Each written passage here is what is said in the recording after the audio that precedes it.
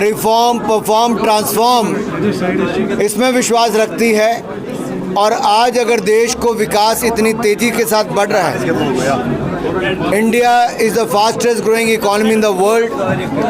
It is all because of the initiative of Prime Minister Modi and his government. One nation, one election भी उस दिशा में है। एक देश में अगर एक ही बार विधानसभा, लोकसभा के चुनाव होंगे, समय बचेगा, पैसा बचेगा, मॉडल कोड ऑफ कंडक्ट कम समय लगा रहेगा। 5 साल में एक ही बार चुनाव आपको करने पड़ेंगे। लाखों करोड़ रुपया देश का बचेगा। लगभग 1.5% जीडीपी में ग्रोथ होगी, कंट्रीब्यूशन होगी।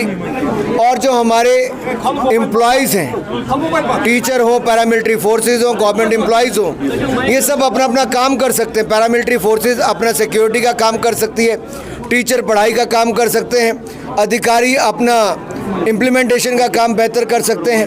और मॉडल कोड ऑफ कंडक्ट अगर हर साल 5-5 राज्यों के चुनाव में लगता है और नेता सब चुनाव लड़ाने में व्यस्त रहते हैं, तो इससे देश के विकास को नुकसान होता है।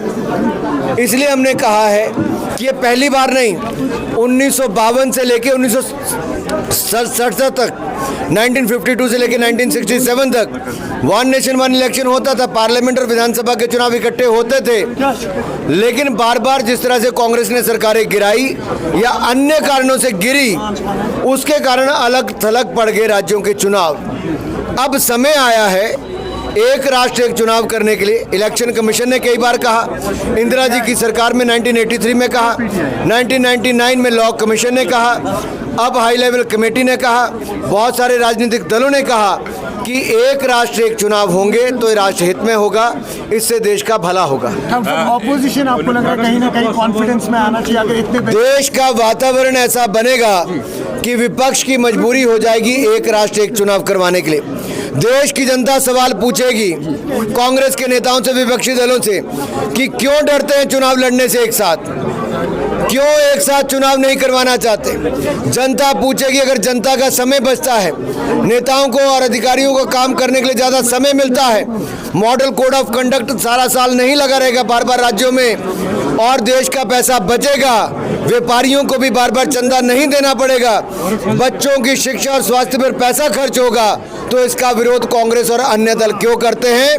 ये दबाव विपक्ष पर बनकर ही रहेगा। और आप ये कैंपेन लेके अभी मुख्तलिफ जगहों पे जाएंगे पूरे देश में? हम पूरे देश भर में कैंपेन करेंगे वन नेशन वन इलेक्शन पर, और कांग्रेस और अन्य दलों की पोल खोलेंगे कि कांग्रेस ने कैसे इस देश में जब एक राष्ट्र एक चुनाव होता था तो सरकारें बनाने के चक्कर में सरकारें गिराई, और ये अलग थलग जो पूरा सिस्टम पड़ा है, इसके लिए कांग्रेस और कांग्रेस ही दोषी है। अनुराग जी, यूसीसी लागू करने की बात चल रही है तो उसको विपक्ष सवाल उठा रहे हैं और कह रहे हैं कि मुस्लिम शरिया का अपना कानून है, उसको लेकर आप क्या कहें?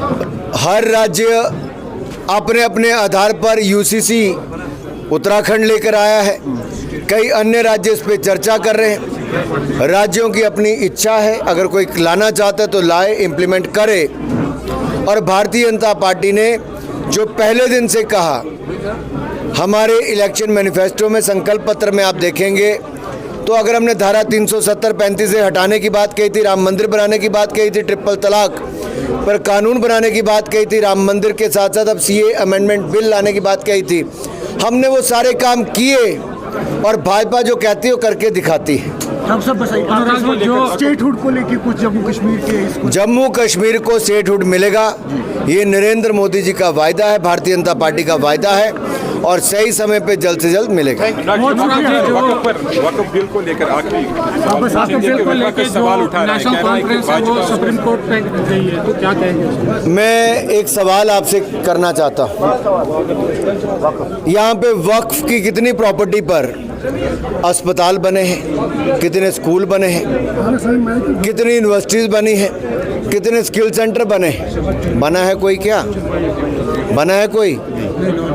ये देश में 200 लोगों के हाथ में 2 लाख करोड़ रुपए की प्रॉपर्टीज़ है। कांग्रेस ने 2004 में जो सच्चर कमेटी बिठाई, 2006 में सच्चर कमेटी की रिपोर्ट में आया कि वक्फ बोर्ड बनना चाहिए। उसमें कहा गया कि इसमें पारदर्शिता, जवाबदेही, ट्रांसपेरेंसी, अकाउंटेबिलिटी लानी चाहिए, और 200 लोगों के हाथ में जो प्रॉपर्टी हैं इससे कम से कम साल का 12,000 करोड़ रुपए की इनकम हो सकती है, जो मुस्लिम विधवाओं पर, मुस्लिम तलाकशुदा महिलाओं पर, मुस्लिम बेटियों या बेटों पर, बच्चों पर, मुस्लिम पसमानदा मुसलमानों पर या मुस्लिम परिवारों के लिए हेल्थ हो, एजुकेशन हो, अन्य सुविधा हो, स्कॉलरशिप स्कीम्स हो, सब कुछ दिया जा सकता है अगर आमदन हो।